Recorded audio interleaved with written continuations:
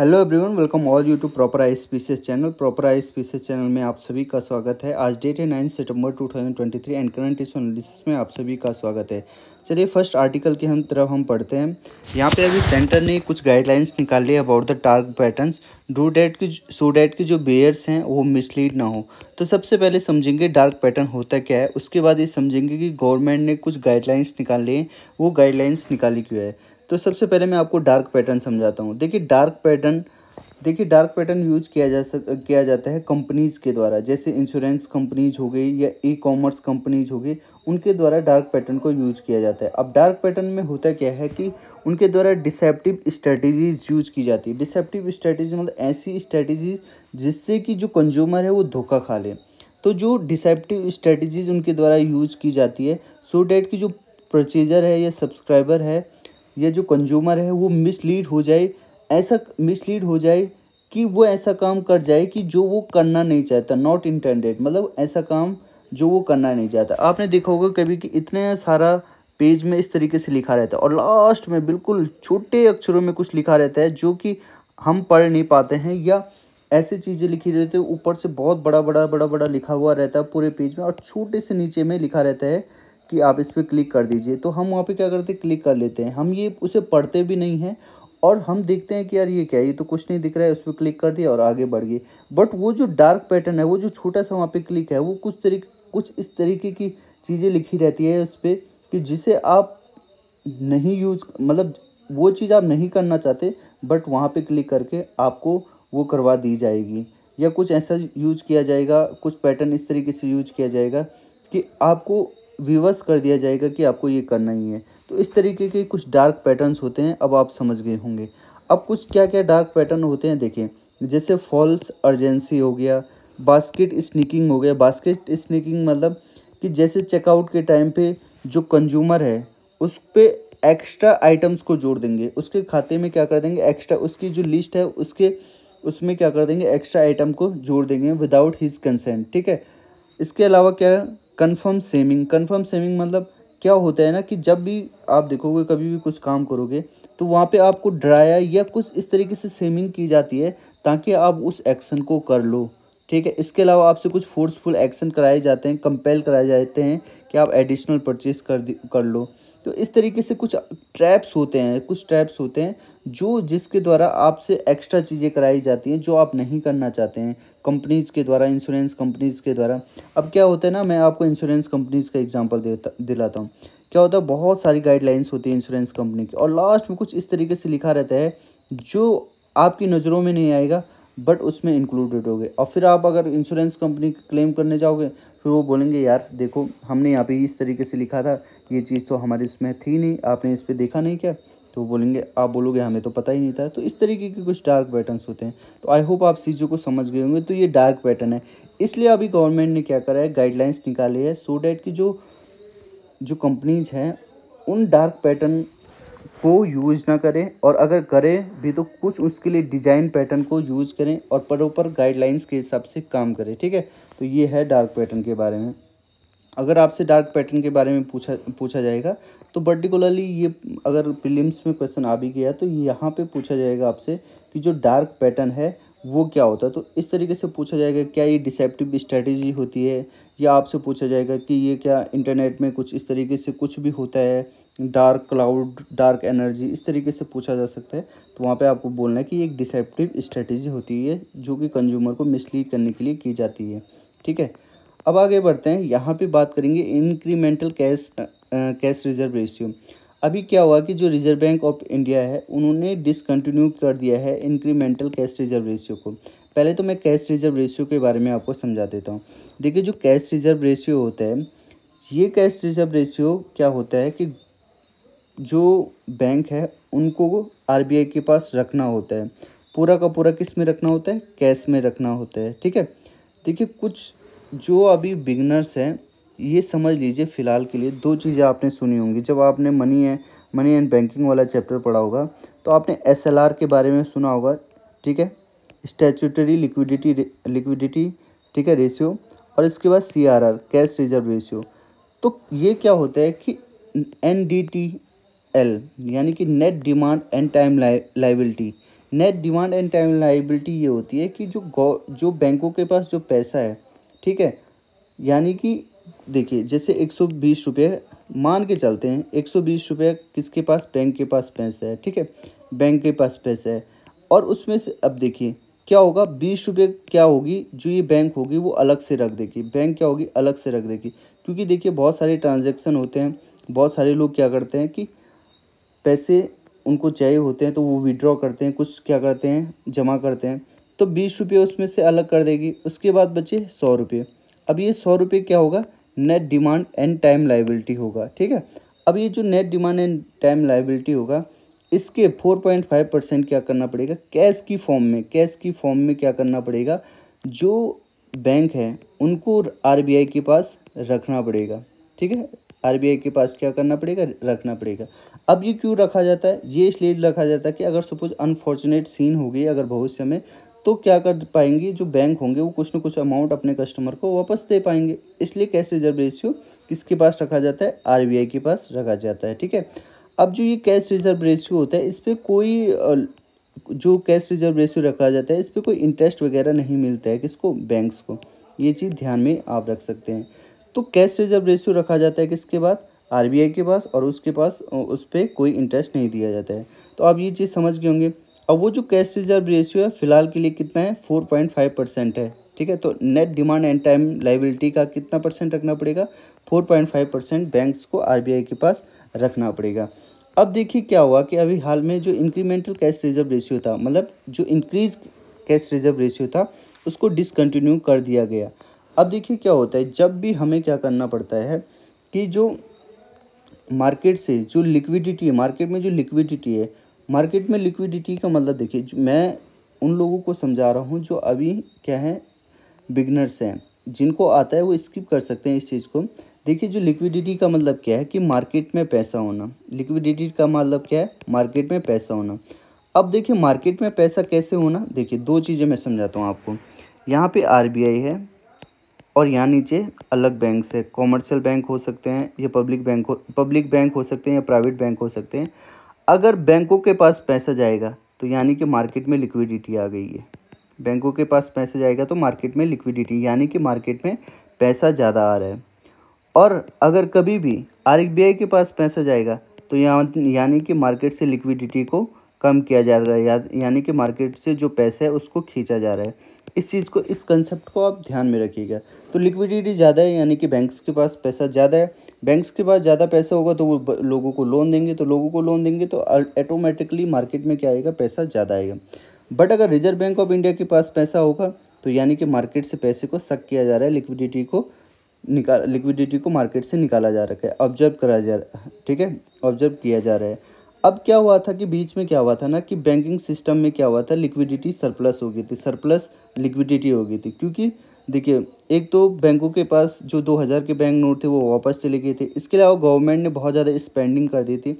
अब देखिए जब गवर्नमेंट स्पेंडिंग करती है ना तो मार्केट में पैसा आता है, इसके अलावा कैपिटल का इनफ्लो हो गया था, कैपिटल मतलब यहाँ पे पैसे का, मार्केट में ज़्यादा पैसा आ गया था। तो उस चीज़ को एब्जॉर्ब करना है। देखिए अगर मार्केट में एक्सेसिव लिक्विडिटी होगी ना, मार्केट में एक्सेसिव लिक्विडिटी होगी तो क्या हो जाएगा, इन्फ्लेशन इंक्रीज हो जाएगा, ठीक है, इन्फ्लेशन क्या हो जाता है, इंक्रीज हो जाता है। इसलिए इस लिक्विडिटी को ऑब्जर्व करने के लिए इंक्रीमेंटल कैपिटल, ये कैश रिजर्व रेशियो को इंक्रीज कर दिया था। अब देखिए बैंकों के पास मैंने क्या बोला था, एनडीटीएल 100 है। अब अगर क्या होगा कि कैश रिजर्व रेशियो है, अगर इस कैश रिजर्व रेशियो को क्या कर दिया जाएगा, इंक्रीज कर दिया जाएगा, तो 4.5% का अगर हम 6% कर देंगे तो बैंकों के पास सिर्फ 100 रुपये का मतलब 96 रुपये ही बचेगा। और ये 96 रुपये ही क्या कर सकते हैं, लोन दे सकते हैं। यानी कि अब ये कम लोन दे पाएंगे, कम लोन दे पाएंगे तो मार्केट में कम पैसा आएगा। तो समझ रहे हैं आपको। तो कैश रिजर्व रेशियो बढ़ाने से क्या हो जाएगा कि जो लिक्विडिटी होगी वो कम हो जाएगी। तो अब आप समझ गए होंगे इंक्रीमेंटल कैश रिजर्व रेशियो से क्या इम्पैक्ट पड़ रहा है, ठीक है। तो आप कैश रिजर्व रेशियो को भी समझ गए, एब्जॉर्बिंग सरप्लस लिक्विडिटी को भी आप समझ गए कि जब सरप्लस जो लिक्विडिटी थी उसको एब्जॉर्ब कर दिया गया था, किसके द्वारा, रिजर्व बैंक ऑफ इंडिया के द्वारा। और कैसे कर दिया गया था, जो सीआरआर था उसको इंक्रीज़ करके, ठीक है। बट अब उसको क्या कर दिया, डिसकंटिन्यू कर दिया गया। मैंने ये भी कॉन्सेप्ट बता दिया कि जब भी आरबीआई के पास पैसा जाता है तो लिक्विडिटी क्या होती है, कम होती है मार्केट से, और जब भी बैंकों के पास पैसे जाता है तो लिक्विडिटी इंक्रीज हो जाती है। तो इतना छोटा सा कॉन्सेप्ट था जो आपको समझना था, ठीक है। अब आगे बढ़ते हैं। ये पोइला बैसाख के बारे में छोटा सा आर्टिकल है, सो डैट की कल्चरल चीज़ें आपको थोड़ा सा याद रहे। देखिए जो पोइला बैसाख है ये वेस्ट बंगाल में अभी क्या हुआ है कि वेस्ट बंगाल ने बोला है कि भाई देखो हमारे स्टेट, देखिए एक वहाँ पे बंगाली कल्चर है, तो उन्होंने कहा है कि जो पोइला बैसाख होगा ना, पोइला बैसाख को अब से हम क्या बनेंगे, first day of Bengali calendar मानेंगे, ठीक है। और ये कब होगा, 14 या 15 अप्रैल को होगा, ठीक है। तो फर्स्ट डे जो बैसाख को होगा वो first day of Bengali calendar हम मानेंगे। इसके अलावा उन्होंने बोला कि जो बंगलर माटी बंगलोर जोल है, जिसको रविन्द्रनाथ टैगोर जी के द्वारा लिखा गया, इसे हम स्टेट एंथम के रूप में मानेंगे, ठीक है। तो ये सारी चीज़ें थी। तो अगर आपसे पूछा जाए कि पोइला बैसाख क्या होता है, तो वेस्ट बंगाल में मतलब इसको मनाते हैं, और इसका जो वेस्ट बंगाल का इसको first day of the Bengali calendar माना जाएगा आपसे, ठीक है। तो ये चीज़ आपको याद रखनी है। इसके अलावा हमारे पास यहाँ पे इको सेंसिटिव जोन के बारे में अभी क्या हुआ है कि इलीगल कंस्ट्रक्शन किया जा रहा था इको सेंसिटिव जोन में, ठीक है, जो कि बफर जोन ऑफ बांदीपुर था। अब थोड़ा सा मैंने देखिए, कभी भी कोई भी चीज़ पढ़ते हैं उसका बेसिक आपको पता होना चाहिए। जब आपको बेसिक पता होता है ना, तब जाके ही आप चीज़ों को अच्छे से अंडरस्टैंड कर पाते हैं। अब पहले तो मैं यहाँ पे आपको समझा देता हूँ कि न्यूज़ क्या है। कि यहाँ पे क्या हो रहा था, इलीगल कंस्ट्रक्शन किया जा रहा था इको सेंसिटिव जोन में, ठीक है। और वो इको सेंसिटिव जोन कहाँ पे था, बफर जोन ऑफ बांदीपुर में। तो बांदीपुर जो टाइगर रिजर्व है उसके बफर जोन में एक इको सेंसिटिव जोन था, ठीक है, जहाँ पे क्या हो रहा था, इलीगल कंस्ट्रक्शन हो रहा था। अब मैं यहाँ पे आपको एक बायोस्फीयर रिजर्व के बारे में बता देता हूँ। देखिए बायोस्फीयर रिजर्व के बारे में तो आपने सुना ही होगा। जो बायोस्फीयर का रिजर्व का जो बिल्कुल कोर वाला पार्ट होता है, मतलब सबसे अंदर वाला पार्ट होता है, उसे कोर एरिया कहते हैं, ठीक है। इसके बाद का जो बाहर का जो रीजन होता है, दिस पर्टिकुलर रीजन जहाँ पे मैं सेट कर रहा हूँ, इसे बोला जाता है बफर जोन। और बफर जोन के बाहर का जो रीजन होता है, this is called transition zone. This is called transition zone. इतनी बात तो आप समझ गए होंगे। अब मैं आपको ये बता रहा हूँ कि क्या होता है कि जो इको सेंसिटिव जोन्स बनाए जाते हैं, to protect the national park और जो बायोस्फीयर रिजर्व होते हैं, नेशनल पार्क होते हैं, वाइल्ड लाइफ सेंचुरी, उनको प्रोटेक्ट करने के लिए इको सेंसिटिव जोन्स बनाए जाते हैं, ठीक है। अब इको सेंसिटिव जोन्स बनाए जाते हैं किस एरिया में, बफर जोन के बाहर 10 किलोमीटर की रेंज तक। यहाँ पे अब मैं बता रहा हूँ, ये चीज़ें तो आप समझ गए होंगे। अभी बांदीपुर टाइगर रिजर्व के बारे में भी हम पढ़ेंगे। अब बफर जोन क्या होता है ये देख लिया आपने, ट्रांजिशन जोन क्या होता है ये भी देख लिया आपने, ठीक है।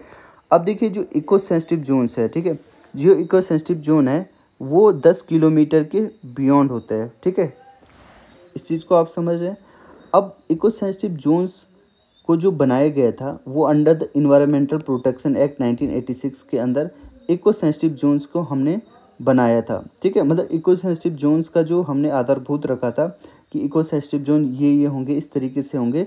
वो इको सेंसिटिव जोन्स को हम कब कब लेके आए थे, under the environment protection act 1986। सबसे पहली चीज़ तो आपको यही पता होनी चाहिए। पर्टिकुलरली कुछ सेंसिटिव जोन्स यहाँ पे इंपॉर्टेंट इसलिए भी हो जाता है क्योंकि पहले भी यूपीएससी ने इसके बारे में क्वेश्चन पूछा है। अब स्टेट गवर्नमेंट क्या कर सकती है, डिक्लेयर कर सकती है land falling within 10 kilometre boundary of national park और वाइल्ड लाइफ सेंचुरी, ठीक है, as a eco fragile zone या इको सेंसिटिव जोन।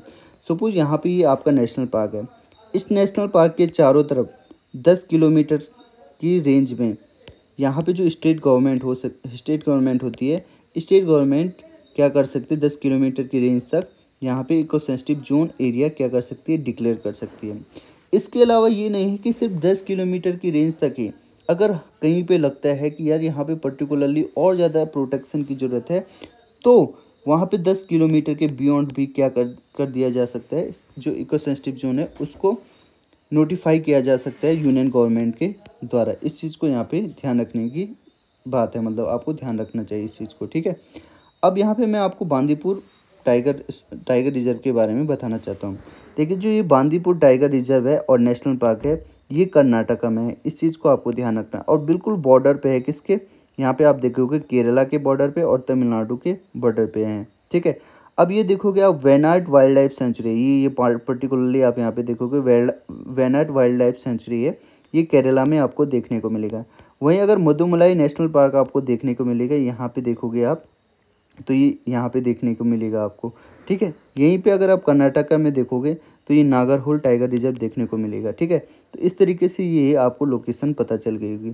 और ये जो पूरी लोकेशन है वो नीलगिरी बायोस्फीयर रिजर्व की है, नीलगिरी बायोस्फीयर रिजर्व की है। तो आई होप इतनी सारी चीज़ें आपको पता चल गई होंगी। ठीक है, ये पेरियार नेशनल पार्क भी यहाँ पे आपको केरला में देखने को मिलेगा। ठीक है, ये सारी चीज़ें और ये पर्टिकुलर जो रीजन है बार बार यूपीएससी की नज़रों में रहता है और यहाँ से बहुत बार क्वेश्चन भी पूछे जा चुके हैं। ठीक है, तो आई होप इतनी सारी चीज़ें आपको पता चल गई हो। इको सेंसिटिव जोन के बारे में बस आपको इतना रखना है कि ये जो नेशनल पार्क है वाइल्ड लाइफ सेंचुरी, उसके चारों तरफ उसकी बाउंड्रीज़ की तरफ 10 किलोमीटर तक की रेंज पे इनको इको सेंसिटिव जोन्स को घोषित किया जा सकता है, सो डैट कि जो वहाँ की जो इकोलॉजी है उसको क्या कर दिया जाए, प्रोटेक्ट कर दिया जा सके। ठीक है, और ये किसके अंदर आते हैं, under the environment protection act 1986। I hope इतनी सारी चीज़ें आपको क्लियर होंगी। नाउ आगे बढ़ते हैं, फाइनेंशियल स्टेबिलिटी बोर्ड के बारे में हम पढ़ेंगे।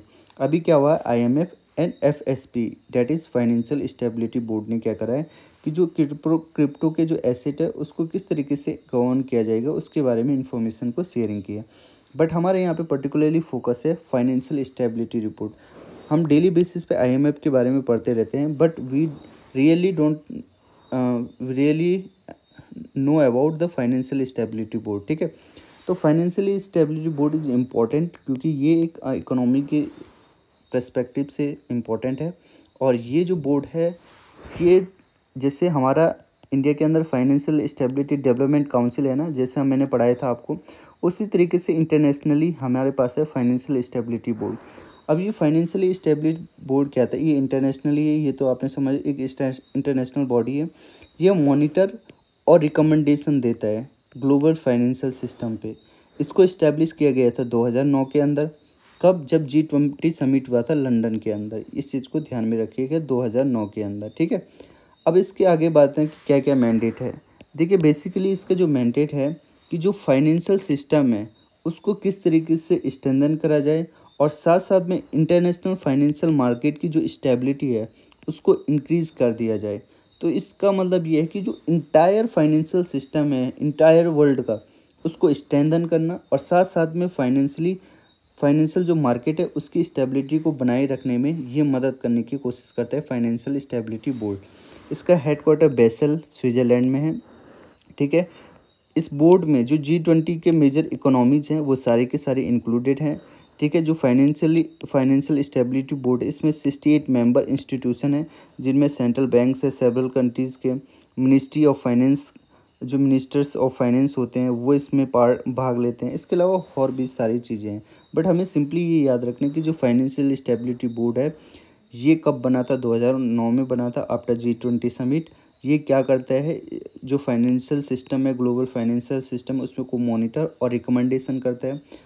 साथ साथ में जो फाइनेंशियल सिस्टम है उसको स्ट्रेंथन और जो इंटरनेशनल फाइनेंशियल मार्केट है उसको स्टेबिलिटी बनाए रखने में मदद करता है। ये सारी चीज़ें हमें याद रखनी।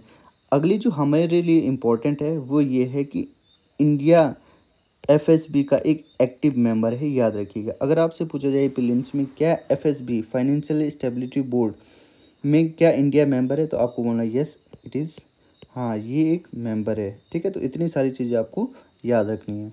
नाउ बात करते हैं फूड प्रोसेसिंग सेक्टर के लिए। GS3 में आपके लिए इम्पोर्टेंट होने वाला है ये फूड प्रोसेसिंग सेक्टर। अब देखिए फूड प्रोसेसिंग सेक्टर न्यूज़ में क्यों है, अभी क्या हुआ है कि बोला गया है कि जो फूड प्रोसेसिंग सेक्टर है ये 9 मिलियन जॉब्स को क्रिएट कर सकता है 2024 तक इंडिया के अंदर। ठीक है, तो हमें जानना जरूरी है कि यार ये फूड प्रोसेसिंग सेक्टर है क्या, किस तरीके से ये जो जॉब्स हैं उसको क्रिएट कर सकता है। ठीक है, तो 9 मिलियन जॉब्स आर मतलब वेरी बिग नंबर। ठीक है, सिग्निफिकेंट नंबर है अपने आप में। तो इंडिया के अंदर क्या क्या दशा है फूड इंडस्ट्री की, फूड प्रोसेसिंग इंडस्ट्री की, वो देखने की कोशिश हम करते हैं। ठीक है, अब इंडिया के अंदर जो प्रेजेंट स्टेटस है, अगर आप देखोगे कि वर्ल्ड के अंदर इंडिया सेकंड लार्जेस्ट प्रोड्यूसर है फ्रूट्स एंड वेजिटेबल का, पर फिर भी इंडिया के अंदर सेकंड लार्जेस्ट प्रोड्यूसर, याद रखना, और फिर भी इंडिया सिर्फ 2% ऑफ द जो क्रॉप है उसको प्रोसेस कर पा रहा है। ठीक है, जो कि बहुत ज़्यादा कम है। इसके अलावा इंडिया के अंदर बहुत ज़्यादा मैन्युफैक्चरिंग बेस आपको देखने को मिलेगा, पर फिर भी जो प्रोसेसिंग है वो 10% से ही कम है, 10% से कम बनी हुई है। इसके अलावा 2% देखिए, जो प्रोसेसिंग होती है फ्रूट एंड वेजिटेबल की वो 2% होती है, जैसे कि यहाँ पे बताया गया है। इसके अलावा मरीन प्रोडक्ट की सिर्फ 8% प्रोसेसिंग हो पा रही है, मिल्क की 35% प्रोसेसिंग हो पा रही है और 6% पोल्ट्री की प्रोसेसिंग हो पा रही है। अगर आप प्रोसेसिंग नहीं समझे तो मैं आपको बता देता फूड प्रोसेसिंग क्या होती है। देखिए, यहाँ पे संतरा है, ठीक है। अगर आप संतरा को सीधे पेड़ से तोड़ो और आपने खाया तो यहाँ पे प्रोसेसिंग कुछ नहीं हुई, फूड की प्रोसेसिंग कुछ नहीं हुई। और आप संतरा बेचने जाओगे मार्केट में तो आप एक संतरा मुश्किल से 10 रुपये का ही बेच पाओगे, ठीक है। वहीं आप क्या करोगे, जो संतरा है, अब संतरे का जूस बनाओगे आप, ठीक है। संतरे का जूस बनाओगे मतलब आपने प्रोसेस कर दिया, किसको, संतरे को प्रोसेसिंग करी और उससे जूस निकाला और वहीं आप मार्केट में उसको बेचोगे तो वो जो एक गिलास जो जूस है वो आपको 40 रुपये को देखने को मिलेगा या कहीं कहीं आपको 50 रुपये को देखने को मिलेगा। तो आपने देखा कि फूड की प्रोसेसिंग से, वैल्यू एडिशन से, उसके वैल्यू एडिशन से एक तो उसकी मार्केट वैल्यू बढ़ गई, ठीक है। और मार्केट वैल्यू बढ़ने से क्या होगा, इकोनॉमी बढ़ेगी, ठीक है। मार्केट वैल्यू बढ़ने से जो इनकम है वो बढ़ेगी आप लोगों की, और साथ साथ में क्या होगा, जो वो है फूड प्रोसेसिंग में जो लोगों की ज़रूरत पड़ेगी तो फिर जॉब भी क्या होगी, क्रिएट होगी। तो ये सारी चीज़ें हैं। तो आई होप फूड प्रोसेसिंग का मतलब आप समझ गए होंगे। तो यहाँ पे कुछ डेटा है, 2% फ्रूट एंड वेजिटेबल का क्या हो रहा है, प्रोसेसिंग हो रही है, 8% मरीन प्रोडक्ट का, 35% मिल्क का और 6% पोल्ट्री का। इसके अलावा अगर आप देखो कि इंडिया के अंदर world greatest live stock population है, ठीक है, जिसमें 50% बफेलो आते हैं, 20% कैटल आते हैं, ठीक है। But around only 1% of the entire meat population है उसको ट्रांसफॉर्म्ड कराया जाता है। ट्रांसफॉर्म मतलब प्रोसेस्ड कराया जाता है वैल्यू एडेड गुड्स में। तो आप देख सकते हैं कि कितना कम फूड प्रोसेसिंग हो रही है इंडिया के अंदर, ठीक है। अब इसके अलावा कुछ गवर्नमेंट के इनिशिएटिव्स हैं जो कि फूड प्रोसेसिंग को इंक्रीज़ करने में बहुत ज़्यादा मदद कर रहे हैं। कोल्ड चेन, देखिए, जो food and agro based processing units को बनाया गया है। इसके अलावा कोल्ड चेन वैल्यू सॉरी जो ग्लोबल वैल्यू चेन में जो फूड प्रोसेसिंग है उसको इंक्रीज़ करने की कोशिश की गई है। इसके अलावा ईज ऑफ डूइंग बिजनेस के लिए जो FSSAI है ना, उसने 2016 में नोटिफिकेशन निकाला कि अब हम जब फूड प्रोसेसिंग का जो अप्रूवल करेंगे वो प्रोडक्ट बाय प्रोडक्ट अप्रूव नहीं करेंगे, उसे अब हम करेंगे इंग्रेडिएंट और एडिटिव बेस्ड अप्रूवल प्रोसेस हम करेंगे, ठीक है।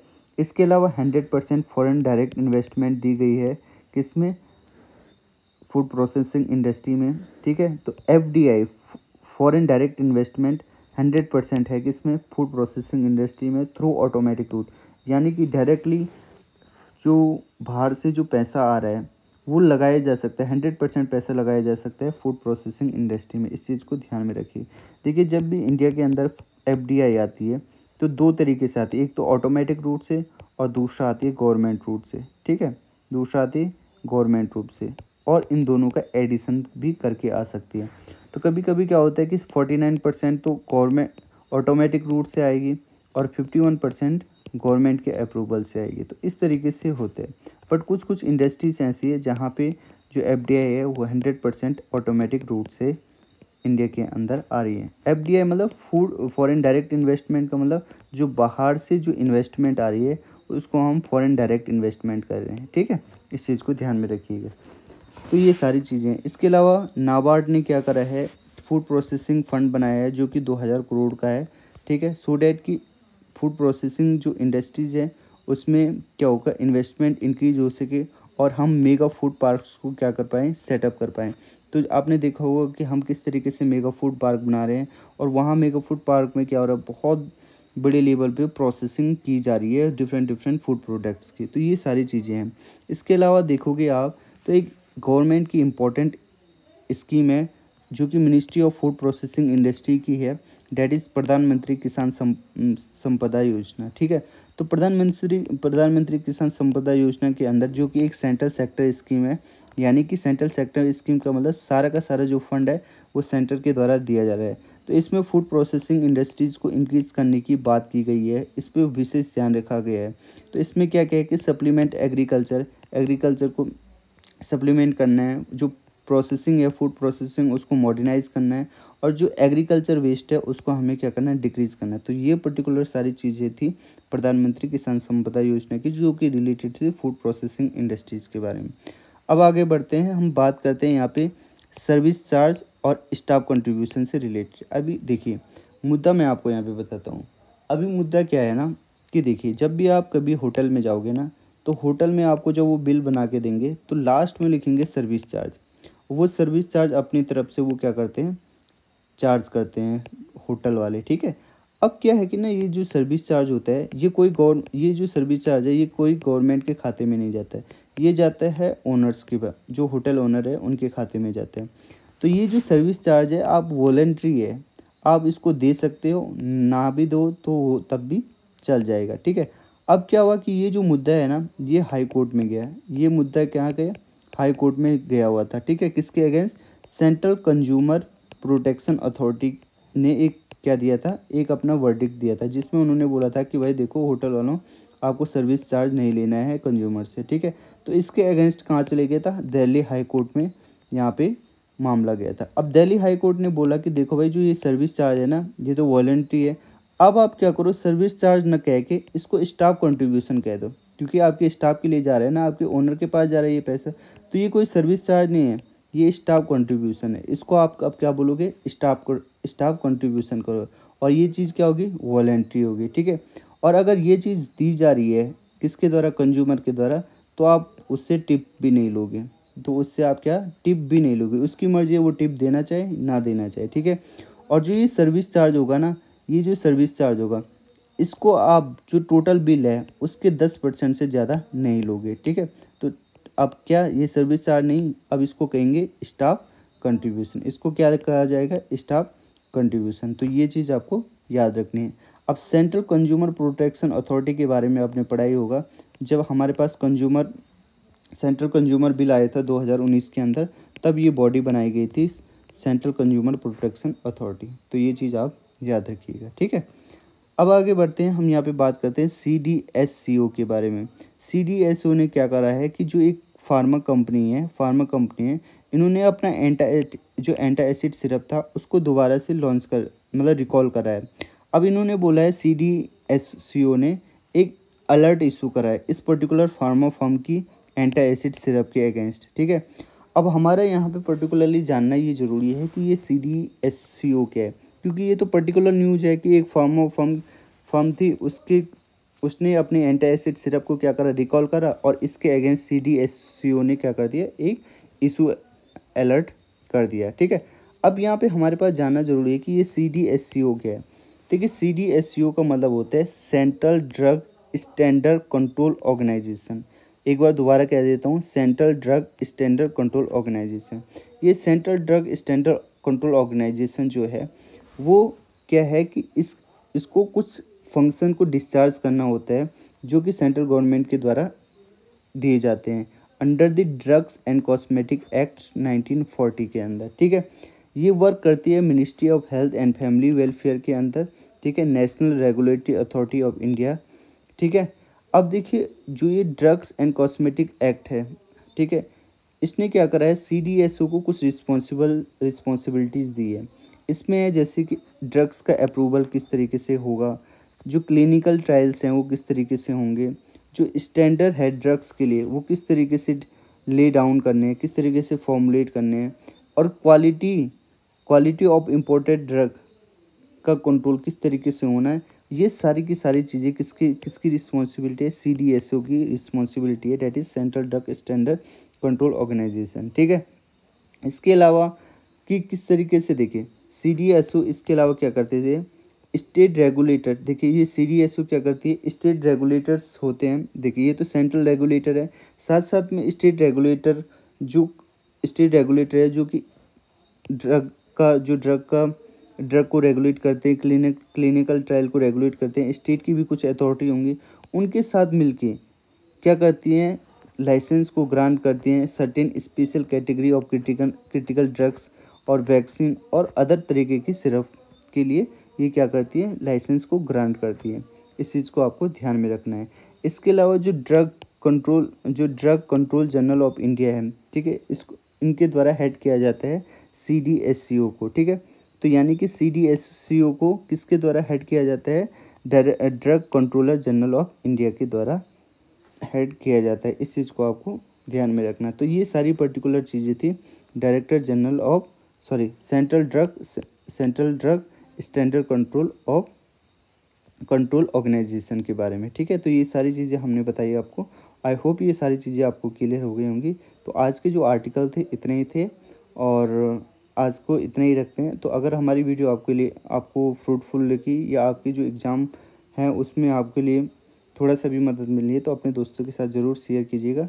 और अगर आपको PDF चाहिए ना तो थोड़ा सा मुझे कमेंट में ज़रूर बता दीजिए। बहुत सारे स्टूडेंट ऐसे हैं जो PDF के लिए उनको मतलब कोई उतना रहता नहीं है कि हमें PDF चाहिए ही चाहिए।